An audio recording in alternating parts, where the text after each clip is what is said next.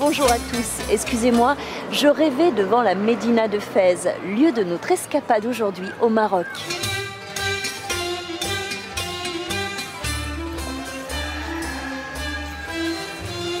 Mémoire du Maroc, capitale spirituelle et religieuse, Fès est la plus ancienne capitale impériale du Maroc. Classée par l'UNESCO au patrimoine mondial, elle fut créée vers 808 par Idriss II. Sa fondation a été dès le départ déterminée par la présence d'un oued, la rivière des perles, Oued al-Jawir. Une eau qui a modelé la ville, permettant l'installation d'un artisanat riche et varié, tanneurs, dinandiers, ébénistes. Une eau qui alimentait les fontaines, les bassins, qui irriguait les patios, les jardins et les vergers. Une eau captive ou libre, dont on entendait le murmure partout dans la médina la plus imposante du Maroc. 350 hectares de médina où l'on se perd avec plaisir. Cependant, ce petit guide est bien pratique. Il propose 6 circuits, dont un sur les palais et jardins andalous. C'est simple, il suffit de suivre l'étoile. On y va ensemble ?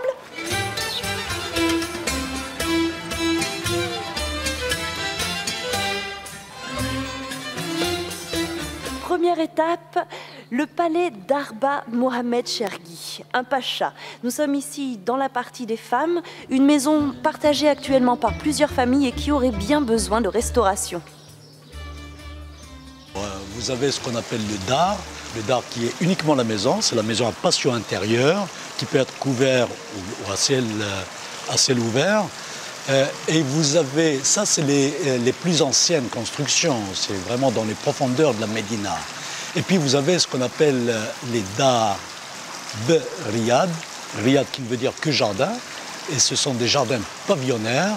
Alors c'est la maison, et attenant à la maison, il y a le jardin. Et dans ce jardin, on trouve obligatoirement la fontaine centrale, la fontaine murale, et c'est à ciel ouvert bien entendu, et on trouve une végétation assez dense, donc présence d'eau, de bruit de l'eau, c'est très important, et puis les arbres fruitiers, surtout le citronnier, le bigaradier, l'oranger, l'olivier parfois, le grenadier, très important. Nous trouvons cette végétation dans un jardin et donnant sur ce jardin, on trouve le bsat qui est un salon de réception et qui sert surtout pour la restauration des invités pas très intimes à la famille. Et au-dessus de ce bsat, on trouve le menza qui est le salon panoramique dans lequel se tenait une fois par semaine en moyenne ce qu'on appelle chez vous des banquets philosophiques. Est-ce qu'il y avait aussi un espace potager pour les cultures familiales? Effectivement, alors il y a jardin et jardin. Les petits jardins, on y trouvait surtout des arbres, mais souvent il y avait des jardins un peu plus grands et il y avait des carrés qui étaient réservés à la culture maraîchère, mais pour la famille, c'était pas pour le commerce, pour la famille, pour les besoins du jour. Et on y trouvait surtout des herbes, telles que la menthe, par exemple, persil, ainsi de suite.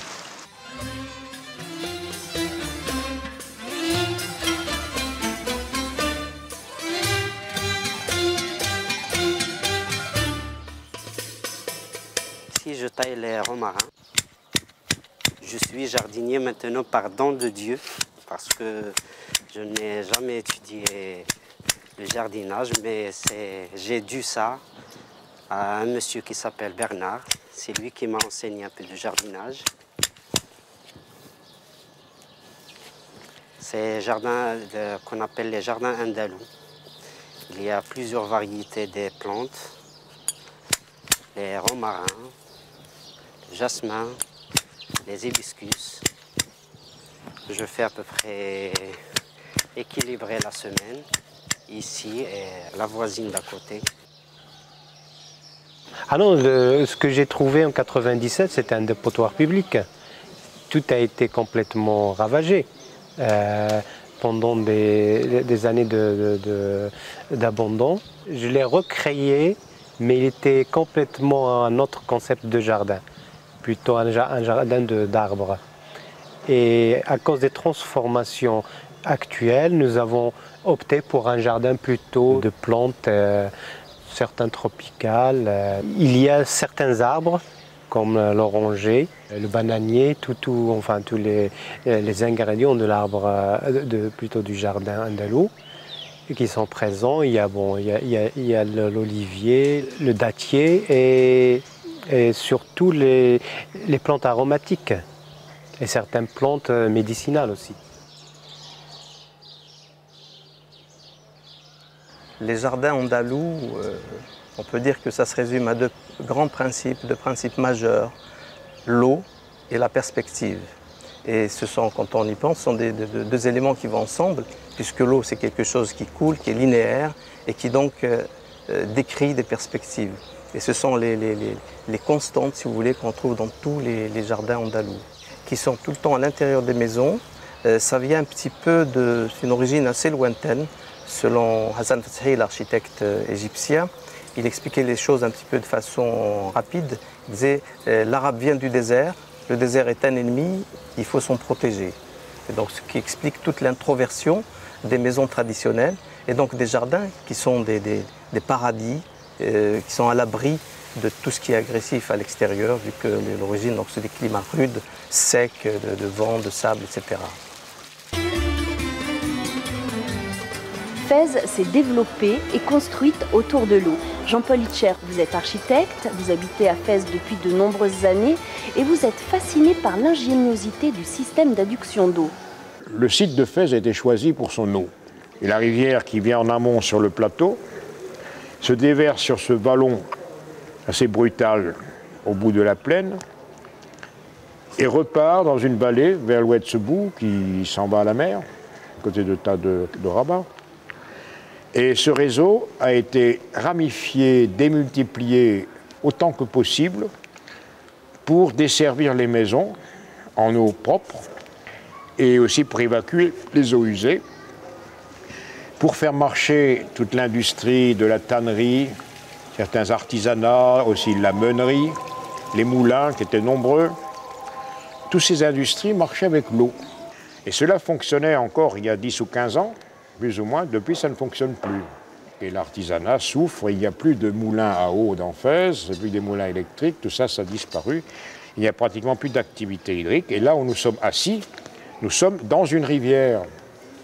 Il y avait ici un bras de rivière, de cette oued Fès, qui passait là. En dessous de ce niveau, il y a 2,50 m de profondeur. Tout ça a été rempli d'eau jusqu'ici, que moi j'ai vu couler, en permanence, traversant, venant de l'extérieur, une distribution extérieure, qui traversait la maison ici, de part en part, vous voyez, qui était reprise après dans des canalisations qui l'éloignaient, qui la distribuaient dans d'autres secteurs. Et de même, ces jets d'eau que vous voyez là étaient alimentés par une réserve d'eau de la rivière en amont, et ces jets d'eau fonctionnaient tout le temps jusqu'à 6 mètres de hauteur.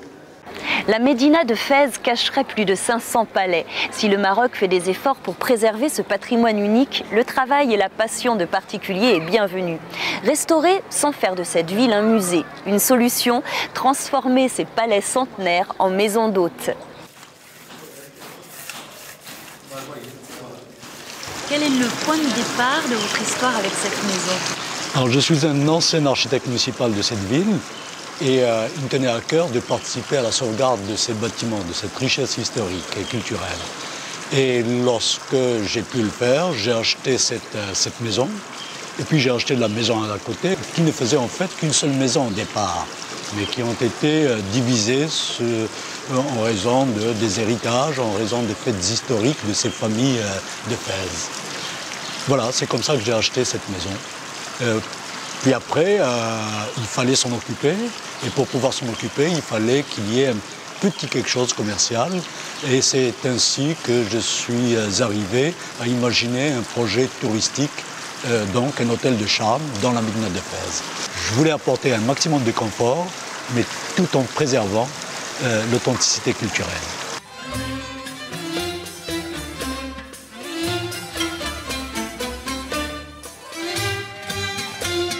L'artisan marocain est peut-être un des premiers du monde à avoir bénéficié de l'université pour tous. En fait, la Qarawiyyin, qui était la première université du monde, qui a ouvert vers 859, avait comme objectif d'abord de former les étudiants le matin Et au 3e temps et au 4e temps de la prière, on voyait affluer tous les artisans qui arrêtaient de travailler et qui venaient écouter un des savants. Ces corporations étaient des corporations soufis. Donc ils avaient un rapport au soufisme et ce rapport était tellement ancré que pour eux, tout se passait par rapport à cela. C'est-à-dire que la création est liée à quelque chose qui est de l'ordre de la spiritualité. Quand on regarde la notion de feuillage chez eux, on s'aperçoit que le dessin n'est pas parfait. Ils ne reproduisent pas à l'identique la feuille de la nature. La feuille est quelque part géométrique, quelque part amputée d'un aspect naturel. Et ça, c'est voulu. Pourquoi? Parce que les artisans tiennent dans leur expression de leur spiritualité à ne pas singer le créateur. Donc la feuille est là, mais ce n'est pas la feuille qu'on retrouve dans la nature qui est l'œuvre du créateur.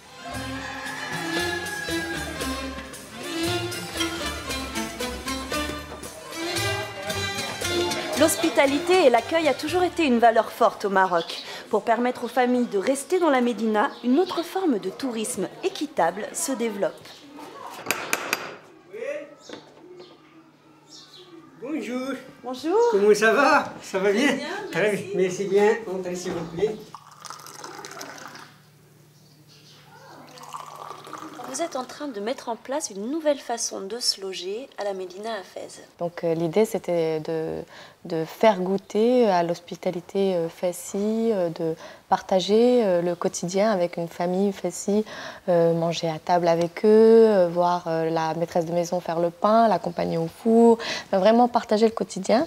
Et on s'était dit que c'était vraiment une occasion particulière et intéressante pour vraiment l'échange interculturel. Mais cette fois-ci mise en pratique. Donc, en fait, ça permet à la fois pour les Marocains de connaître la culture occidentale, la religion qui n'est pas la leur, etc. Et de l'autre côté aussi, ça permet vraiment de connaître en profondeur ce qu'est l'islam vit en pratique et non pas via les médias, par exemple.